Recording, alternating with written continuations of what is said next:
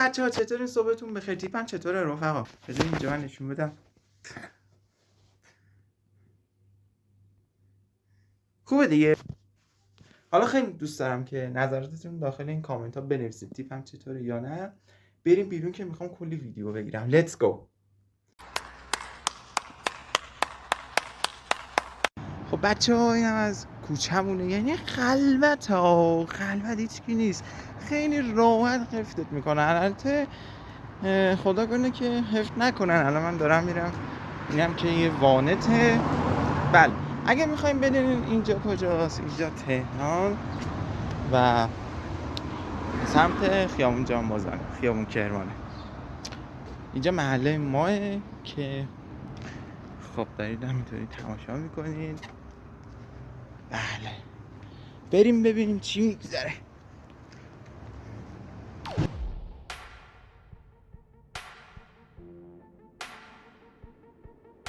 بچه ها الان دارم به مترو نزدیک میشم، بریم ببینیم چه خبره. الان که خلوت اینهاش.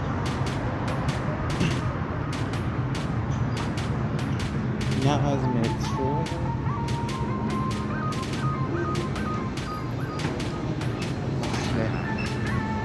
این پله برگاه رو خیلی دوست دارم.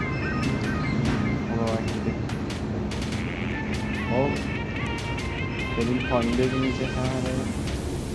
چقدر پله برگاهی داره اینجا خدا. این مترو رو خیلی وقت من نداشتم. هر پله برگاهی خیلی زیاده رو کنم. خب دوستان بالاخره رسیدیم به قسمت پایین.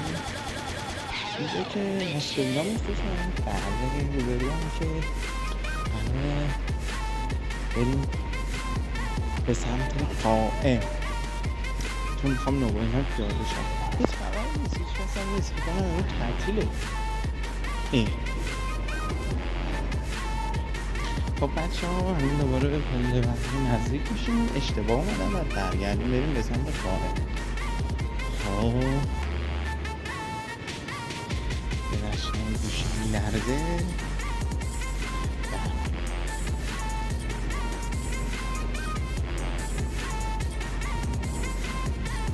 اینم پله برقی آفجون. حالا قطار نمیاد رفقا. الانم دارم میرم پایین. اینا که چه یا خدا دستی به موام باید بزنم. الان میرم فردا برم آرایشگاه یا هست فردا، چون قراره 25 بریم شما حال میده. بله اینم از فضای موتور خیلی خلوته، خاطر اینکه خیلی رفتن کربلا و خیلی برگشتن. حالا هم قطار بریم.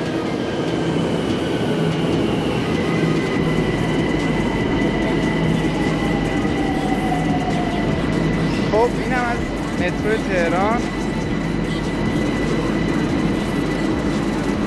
امیدوارم از این ویدیو خوشتون اومده باشه. لایک و سابسکرایب یادتون نره. من برم که به قطار برسم. تا ویدیو بعدی دوستتون دارم. خدا نگهدار.